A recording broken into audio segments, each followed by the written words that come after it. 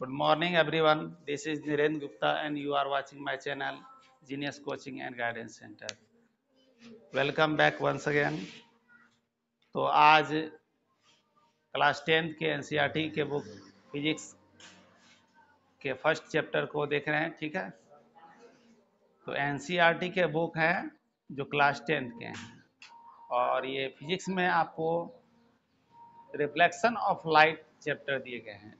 तो reflection of light chapter के बारे में आज जानते हैं, अर्थात लाइट के बारे में जानते हैं और लाइट से संबंधित कुछ गुणों के बारे में जानते हैं, ठीक है। तो सबसे पहले जानना है फिजिक्स के बारे में कि आखिर फिजिक्स है क्या, और फिजिक्स में पढ़ना क्या पड़ता है। तो फिजिक्स का तात्पर्य है भौतिकी से, अर्थात भौतिक विज्ञान। ये एक साइंस का ही ब्रांच है, अर्थात साइंस विज्ञान की एक शाखा है। तो विज्ञान की वह शाखा है जिसमें पदार्थ और उससे संबंधित ऊर्जाओं, उसके गुणों का अध्ययन करते हैं, यानी पदार्थ के और उसके भौतिक गुणों का अध्ययन करते हैं। जैसे में इनके अंतर्गत आते हैं पदार्थ के मात्रा, उसके गुण, भौतिक गुण, यानी पदार्थ नए नहीं होने चाहिए, पदार्थ वही रहेंगे, उनके गुणों के बारे में अध्ययन करेंगे। तो इनमें पदार्थ के मात्राओं के बारे में जानते हैं, उनके गुण के बारे में जानते हैं, उनके अन्य विशेषताओं को जानते हैं, लेकिन रासायनिक गुण को केमिस्ट्री में जानेंगे। तो पदार्थों के भौतिक गुण का अध्ययन करेंगे फिजिक्स में। अब सबसे पहले जानना यह भी आवश्यक है कि फिजिक्स में फादर ऑफ फिजिक्स किसे कहते हैं, अर्थात यदि कहें आधुनिक भौतिकी के पिता किसे कहते हैं, तो इनका नाम अच्छी तरह याद रखें, अल्बर्ट आइंस्टाइन। तो आइंस्टाइन का नाम बहुत पहले से ही आप सभी सुन चुके होंगे, और ये आइंस्टाइन ही है जिन्होंने फिजिक्स में भौतिक यानी पदार्थों के बारे में बहुत ही अच्छे से वर्णन किया है। इसलिए इनको आधुनिक भौतिकी का पिता मान लिया गया है। क्यों इनको आधुनिक भौतिकी का पिता माना है? क्योंकि आधुनिक समय में जो पदार्थों के गुण के विषय में जितना अधिक बताया इन्होंने, अन्य किसी ने नहीं बताया। वैसे फिजिक्स में कहें तो गैलीलियो का भी बहुत बड़ा योगदान है। गैलीलियो जिन्होंने टेलीस्कोप बनाया, दूरबीन, उनका भी बहुत बड़ा योगदान है, लेकिन वो बहुत पहले की बातें हैं। उन्होंने अंतरिक्ष में विभिन्न ग्रहों को देखा था टेलीस्कोप के माध्यम से, यानी लेकिन पदार्थों के गुणों के बारे में अध्ययन करने में हमारे सहायता कौन कर रहे हैं? Albert Einstein. अल्बर्ट आइंस्टाइन जिनका जन्म 1879 ईस्वी में हुआ, ठीक है। तो यहाँ रिफ्लेक्शन ऑफ लाइट चैप्टर में अल्बर्ट आइंस्टाइन के बारे में जानने की आवश्यकता नहीं है, लेकिन फिजिक्स पढ़ने वालों को फादर ऑफ फिजिक्स का ज्ञान होना चाहिए, ठीक है। तो अब जानना है, आज अब फर्स्ट चैप्टर को स्टार्ट करते हैं, जिसमें है प्रकाश का परावर्तन। प्रकाश का परावर्तन के बारे में जानते हैं। तो प्रकाश का परावर्तन सबसे पहले समझना क्या है कि प्रकाश है क्या। प्रकाश तो समझ लें तब न परावर्तन समझेंगे। तो प्रकाश क्या है, अर्थात लाइट क्या है। वैसे कहेंगे, परिभाषित करने को छोड़ करके सभी कहेंगे लाइट कितना इंपॉर्टेंट है, ये तो सबको पता होगा कितना इंपॉर्टेंट है। यदि अभी लाइट नहीं होते, यदि कुछ समय के लिए प्रकाश अनुपस्थित हो जाए तो क्या होगा? तो हम लोगों को कुछ भी दिखाई नहीं देगा, यहां तक हम लोग स्वयं अपने हाथों को भी नहीं देख पाएंगे, खुद को नहीं देख सकेंगे, दूसरे चीजों को देखना तो अलग बात है, ठीक है। तो प्रकाश के बिना हम लोग नहीं देख सकते हैं। किसी चीज को देखने के लिए हमें क्या चाहिए? किसी चीज को देखने के लिए हमें केवल प्रकाश नहीं चाहिए, आंखें भी चाहिए। नहीं, आंखें और प्रकाश दोनों रहेंगे तभी तो हम देख पाएंगे। अब दोनों में से कोई एक चीज अनुपस्थित हो जाए, नहीं देख सकते हैं। हाँ, तीसरी और एक चीज आवश्यक है, दिखाई देने वाली चीज भी तो चाहिए। तो तीन चीजों के होने से ही हम लोग कुछ देख सकते हैं। पहला तो हमें आंखें होनी चाहिए, हमारे पास दृष्टि होनी चाहिए। दूसरी बात है लाइट का होना आवश्यक है। तीसरी बात क्या आवश्यक है? तीसरी बात है दृश्य वस्तु आवश्यक है, अदृश्य वस्तु नहीं। अदृश्य वस्तु क्या है जरा बताना है कोई, जो नहीं देख सकते हम लोग लेकिन है वस्तु में आता है गिनती, पदार्थ में गिनती आता है। एयर, हवा। हवा को हम लोग नहीं देखते हैं लेकिन है तो पदार्थ। जब किसी बर्तन में कुछ नहीं रहता है तो हम लोग कहते हैं खाली है ये बर्तन, लेकिन गलत बोलते हैं। कहीं भी खाली कुछ नहीं होता है। हर जगह जहां खाली है हमें मालूम पड़ रहा है खाली है, वहां हवा है।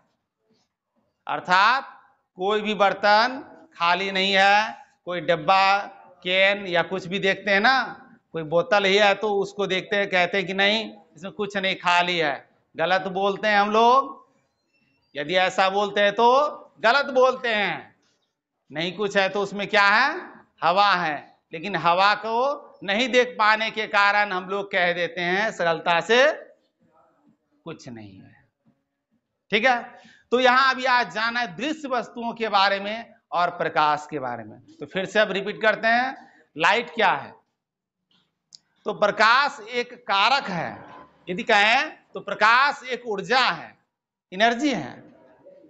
सूर्योदय होने के बाद दिन भर जो है सूर्य के प्रकाश को अवशोषित करते हुए पेड़ पौधे प्रकाश संश्लेषण क्रिया पूरी करते हैं।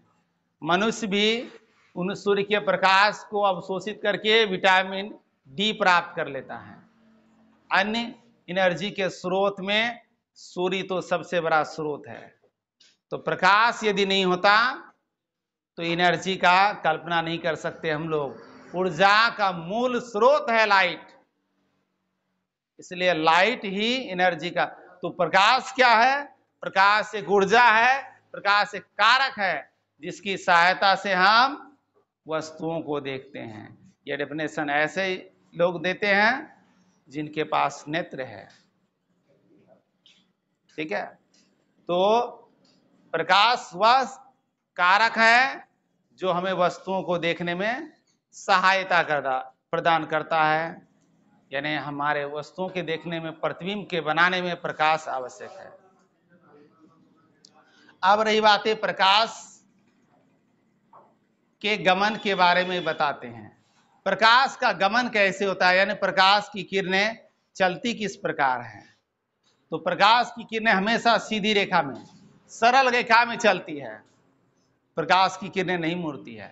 यदि इसका परीक्षण करना चाहते हैं तो एक लंबा पाइप लेते हैं,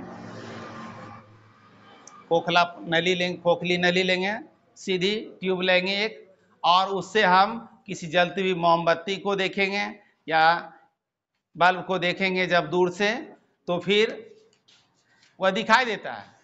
और जब उसी खोखली नली को जब थोड़ा बेंड कर देते हैं, टेढ़ा कर देते हैं, तो सामने जो दिख रहा था वस्तु अब बार बार कोशिश करने पर भी नहीं दिखाई दे सकती है। तो इससे क्या पता चलता है? प्रकाश किरणें सीधी रेखा में गमन करती है, इसलिए वह मुड़े हुए नली में प्रवेश करके हमारे आंखों तक नहीं पहुंच पा रही है। तो दूसरी बात क्या समझ गए? प्रकाश का गमन किस तरह से होता है? सीधी रेखा में, यानी सरल रेखा में। अब तीसरी बात जानना है प्रकाश के बारे में। तीसरी बात यह है प्रकाश की गति क्या है, अर्थात प्रकाश की चाल क्या है। जैसे गाड़ियों की चाल होती है ना, अलग अलग गाड़ियों की चाल अलग अलग होती है। कार की चाल अलग होती है, बाइक की चाल अलग होती है। उसी तरह से ट्रेन की चाल भी अलग है, प्लेन की चाल अलग है। तो किसकी चाल से के बराबर है और या कितनी चाल है प्रकाश की? स्पीड क्या है प्रकाश?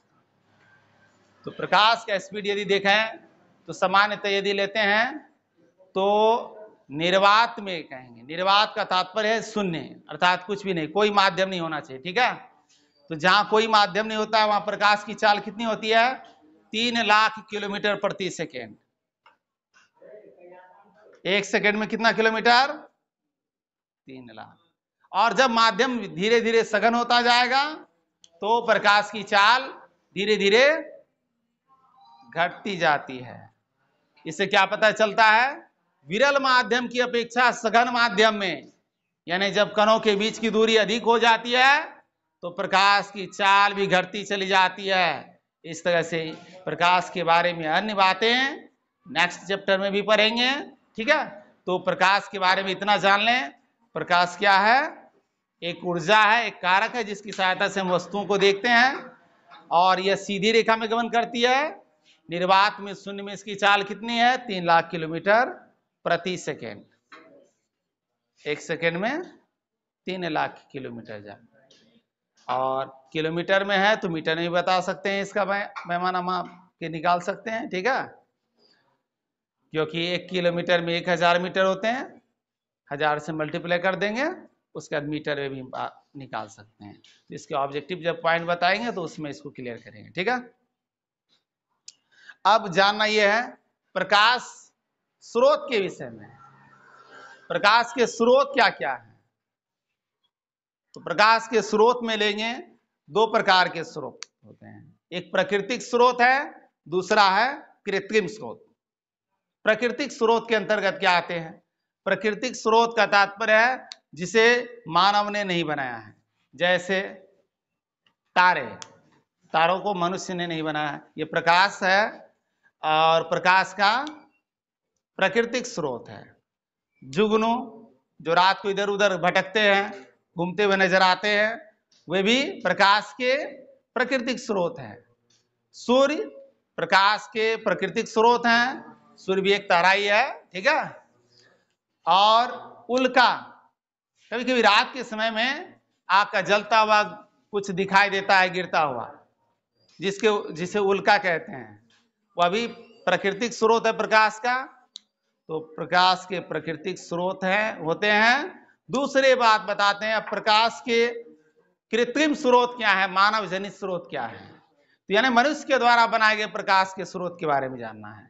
तो मनुष्य के द्वारा बनाए गए प्रकाश के स्रोत हैं विद्युत बल्ब, मोमबत्ती, जलती हुई मोमबत्ती, कैंडल जलाते हैं हम लोग, या लालटेन भी जलाते हैं तो वो भी है प्रकाश के। दीपक, ये भी प्रकाश के कृत्रिम स्रोत है। टॉर्च बनाए हैं मनुष्य ने, ये भी कृत्रिम स्रोत है। तो ये मनुष्य के द्वारा जो जो बनाया गया प्रकाश का कृत्रिम स्रोत है। अब सवाल एक और उत्पन्न होता है, क्या चंद्रमा भी प्रकाश का स्रोत है? पता होगा, जब पूर्णिमा की रात होती है तो हम लोग रात को अच्छी तरह से लगभग स्पष्ट रूप से सभी चीजों को, आस पड़ोस की चीजों को देखने लगते हैं, पहचानने लगते हैं। अन्य रातों में थोड़ा कम, लेकिन पूर्णिमा की रात के दिन हम लोग लगभग देख लेते हैं। तो हम लोग क्या सोचते हैं, ये जो शीतल प्रकाश है, ये सफेद प्रकाश के रूप में जो मिल रहा है, ये कौन सा प्रकाश है, किसके द्वारा मिल रहा है? समझते हैं, सोचते हैं हम लोग कि ये प्रकाश हम लोगों को चांद के द्वारा मिल रहा है, लेकिन ये प्रकाश हम लोगों को, उसका मूल स्रोत क्या है? सूर्य। वो प्रकाश सूर्य का ही है। जो रात में भी हमें मिल रहा है वो भी प्रकाश सूर्य का ही है, चंद्रमा का प्रकाश नहीं है। चंद्रमा का काम क्या है? एक मिरर के समान है, एक दर्पण के समान है, जो प्रकाश को रिटर्न कर दिया करता है, प्रकाश को लौटाने का काम करता है, तो रिफ्लेक्शन करता है वो। तो आज का चैप्टर यही है, प्रकाश का रिफ्लेक्शन, अर्थात रिफ्लेक्शन ऑफ लाइट। तो आप जान गए रिफ्लेक्शन कहां हो रहा है? चंद्रमा के द्वारा होता है रिफ्लेक्शन। रिफ्लेक्शन के अनुदाहरण के साथ चैप्टर को स्टार्ट करते हैं, ठीक है।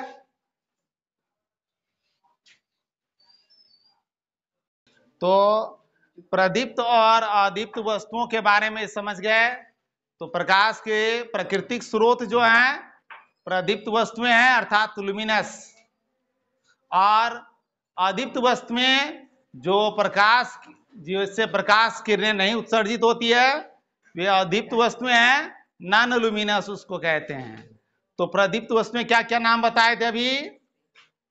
प्रदीप्त वस्तुओं के नाम बताए थे, जैसे जुगनू, सूर्य, चंद्रमा, सूर्य, तारे, चंद्रमा को नहीं लेंगे इसमें, ठीक है, और उल्का, ये सभी क्या है, प्रदीप्त वस्तुएं हैं, अर्थात लुमिनस है। और इसके बाद बताएं अदीप्त वस्तुएं जो प्रकाश किरणें नहीं उत्सर्जित करती है, वे स्रोत जो पाया, वे सभी स्रोत क्या क्या है, चंद्रमा इसके अंतर्गत आएंगे, ठीक है। अदीप्त वस्तुएं नॉन लुमिनस के अंतर्गत आएंगे, चंद्रमा, पृथ्वी, अन्य ग्रहों का नाम ले सकते हैं, और उनके बाद अन्य वस्तुएं भी बोल सकते हैं, पेड़ पौधे भी तो है, ये सभी चीजें क्या है, प्रकाश उत्सर्जित नहीं कर रहे हैं।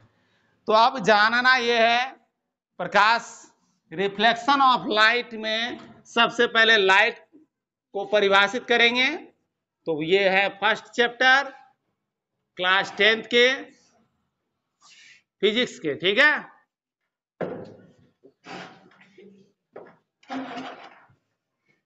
रिफ्लेक्शन ऑफ लाइट अर्थात प्रकाश का परावर्तन, प्रकाश का परावर्तन। अब जानना यह है, प्रकाश का परावर्तन तो सब जानते हैं, रिफ्लेक्शन नेक्स्ट चैप्टर में पढ़ेंगे, रिफ्रैक्शन, यह रिफ्लेक्शन, वो होगा रिफ्रैक्शन, थोड़ा नाम चेंज होगा, अर्थ बहुत चेंज हो जाएगा। रिफ्लेक्शन में क्या होता है, अब उसको समझने से पहले लाइट तो समझ गए, क्या है, प्रकाश वह कारक है जिसकी सहायता से हम वस्तुओं को देखते हैं, प्रकाश एक ऊर्जा का स्रोत है जिसकी सहायता से हम वस्तुओं को देखते हैं, ऐसे परिभाषित कर देंगे प्रकाश का, ठीक है।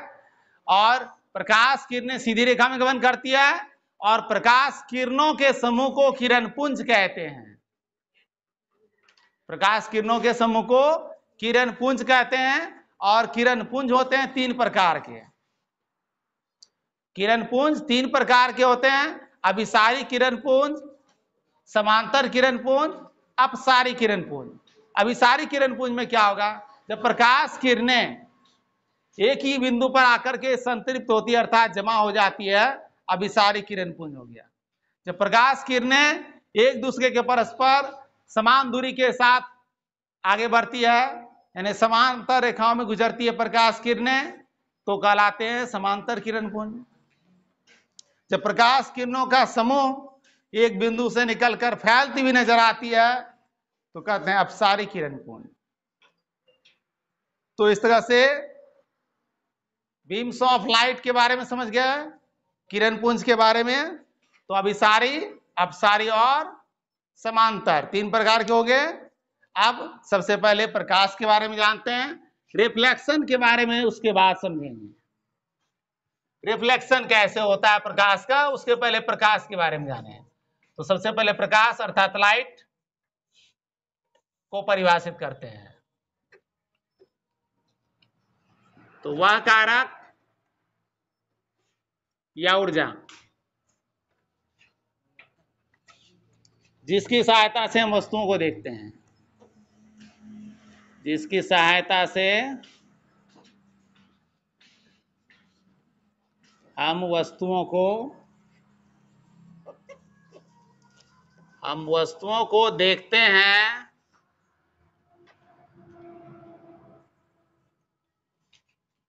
उसे प्रकाश अर्थात लाइट कहते हैं।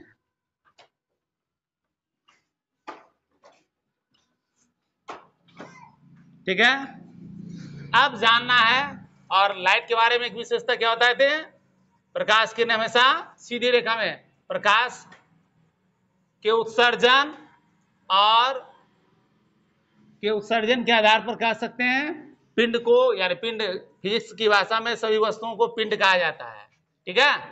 तो पिंड 2 प्रकार के हो गए,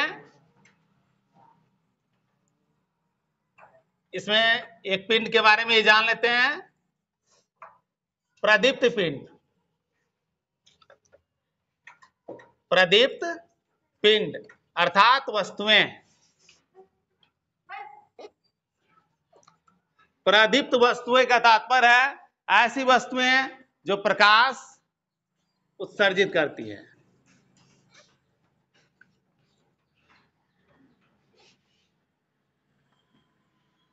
जो प्रकाश उत्सर्जित करती है।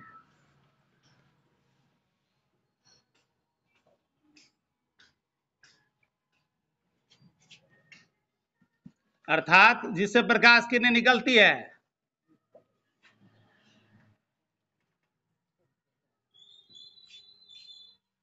तो ऐसी वस्तु जो प्रकाश उत्सर्जित करती है उसे प्रदीप्त वस्तु कहते हैं।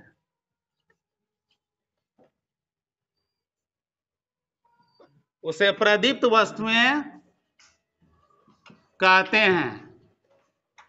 जैसे समझ लेना है सूर्य, तारे, उल्का, उल्का पिंड देखे होंगे, ठीक है, जुगनू,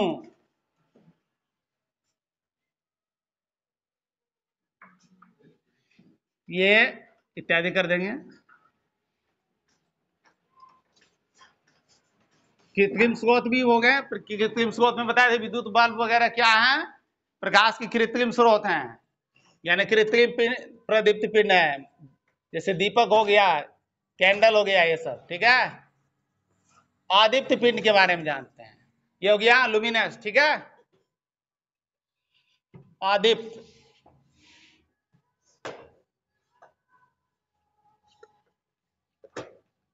आदीप्त पिंड अर्थात नॉन लुमिनस।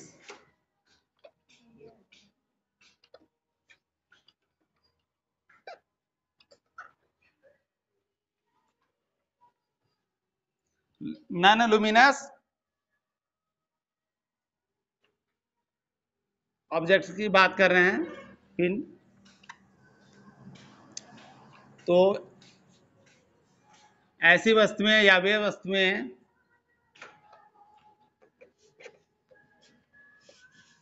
जो प्रकाश उत्सर्जित नहीं करती है,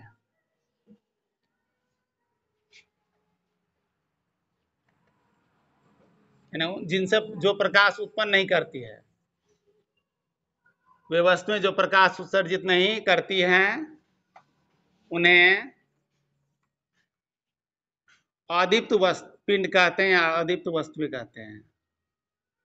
अदीप्त वस्तुएं या पिंड कहते हैं।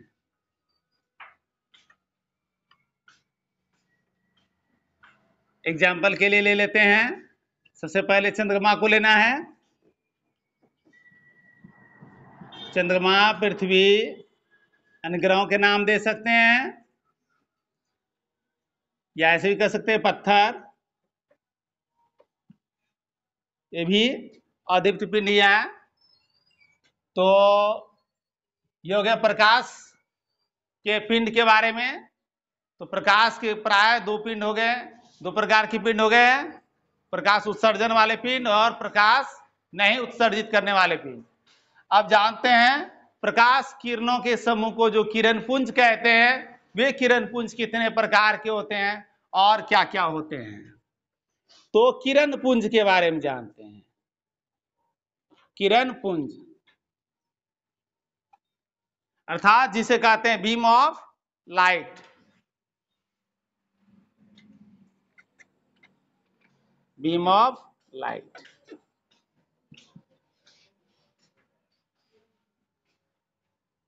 तो प्रकाश किरणों का बीम होता है ये।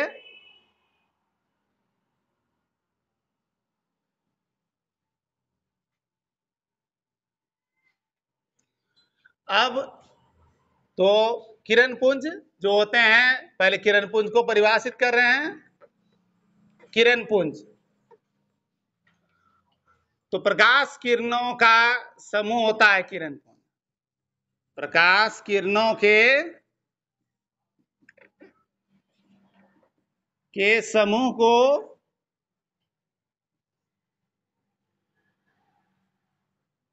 किरण पुंज कहते हैं।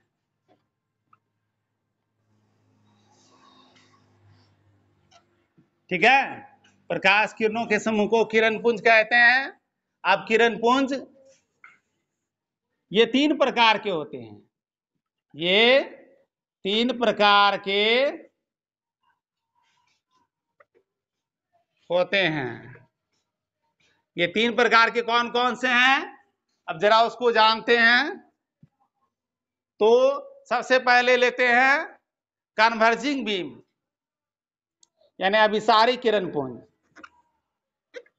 अभिसारी किरण पुंज,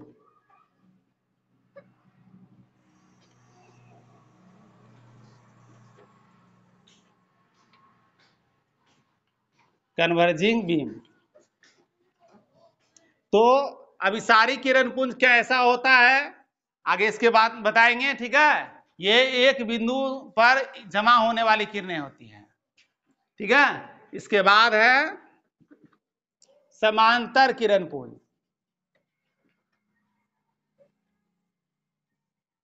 समांतर किरण पुंज क्या होता है, जब किरणों के बीच में दूरियां समान हो, यानी समांतर रेखाओं के समान प्रकाश की किरणें गुजरती है समांतर रेखाओं में, पैरेलल बीम।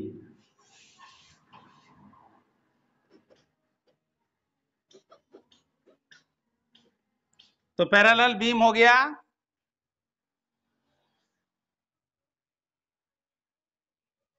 अब हो गया, थर्ड पॉइंट को जानते हैं, अभिसारी हो गया अपसारी किरण पुंज। अपसारी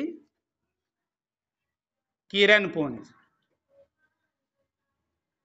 तो अपसारी किरण पुंज का तात्पर्य किससे है,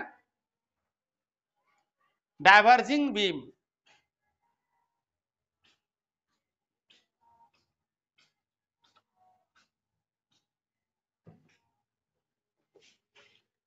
डाइवर्जिंग बीम हो गया अभिसारी किरण पुंज।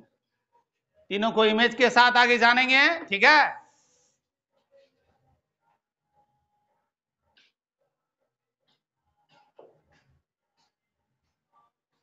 तो अब अभिसारी किरण पुंज के बारे में जानते हैं।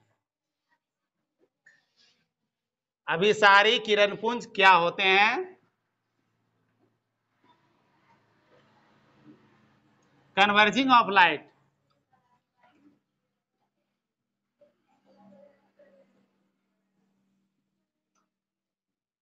कन्वर्जिंग, कन्वर्जिंग बीम कह सकते हैं,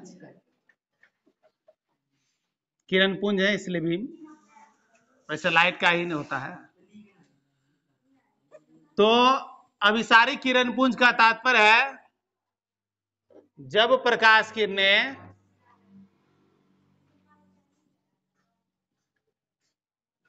एक बिंदु पर आकर जमा होती है, एक बिंदु पर आकर जमा होती है,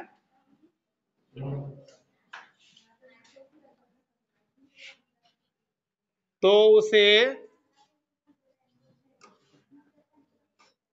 अभिसारी किरण पुंज कहते हैं। अभिसारी किरण पुंज कहते हैं।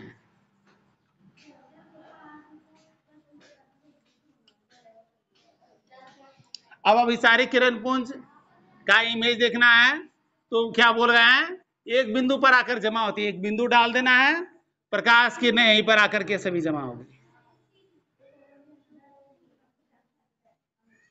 विभिन्न दिशाओं से आने वाली सभी किरणें एक ही जगह जमा हो रही है।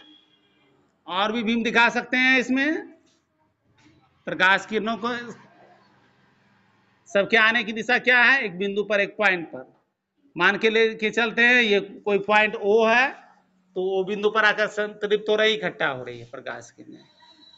ये हो गए अभिसारी किरण पुंज। इसके बाद दूसरा नंबर में आता है, यदि बेहतर होगा अभिसारी के बाद अपसारी को याद रखना, एक बिंदु पर जमा होती है तो अभिसारी किरण पुंज। तो अब पैरेलल किरण पुंज के बारे में जानते हैं, पैरेलल बीम, समांतर किरण पुंज। समांतर किरण पुंज,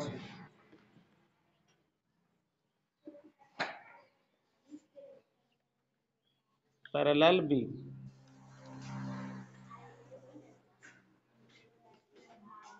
अब समांतर किरण पुंज, तो समांतर रेखाएं होती है जब प्रकाश किरणें, जब प्रकाश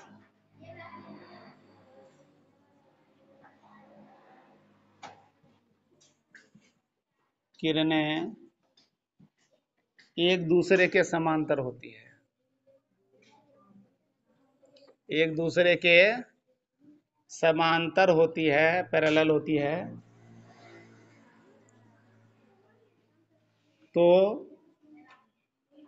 उसे अर्थात ऐसे किरण पुंज को समांतर किरण पुंज कहते हैं। ठीक है, अब इसका इमेज देखेंगे। पैरेलल बना देना है, इस तरह से समांतर रेखाएं खींच देनी है, और किसी भी दिशा में जा रहा हो लेकिन इसके बीच की दूरियां हमेशा हर जगह बराबर होती है, कभी एक दूसरे से नहीं मिलेंगी। ठीक है, तीसरा पॉइंट लास्ट है, कन्वर्जिंग के बाद डाइवर्जिंग बीम, यानी अपसारी किरण पुंज। क्या नाम है? अपसारी किरण पुंज। अर्थात जब प्रकाश किरणें एक बिंदु से निकलकर फैलती है, जब प्रकाश किरणें एक बिंदु से निकलकर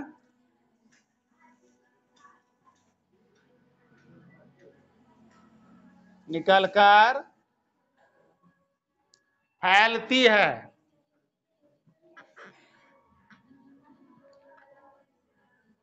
तो उसे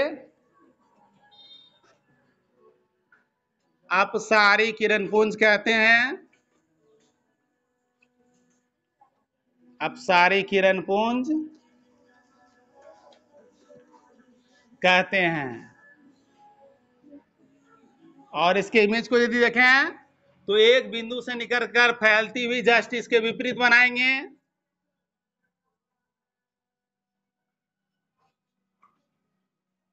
प्रकाश किरणें फैल गई एक बिंदु से, वो बिंदु को लेते हैं यदि, तो वो बिंदु से निकल करके बाहर फैल गई प्रकाश किरणें। तीर के निशान बता रहे हैं कि ये प्रकाश किरणें बाहर, तो वह किरण पुंज जिसमें प्रकाश किरणें एक बिंदु से निकलकर बाहर फैलती है, तो उसे कहते हैं अपसारी किरण पुंज। तो समांतर किरण पुंज, ठीक है, और उसके बाद है अपसारी किरण पुंज।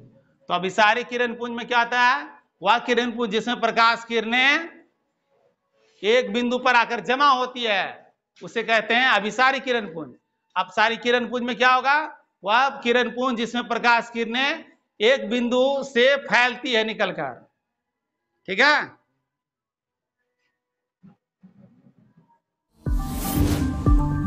Genius Coaching and Guidance Center.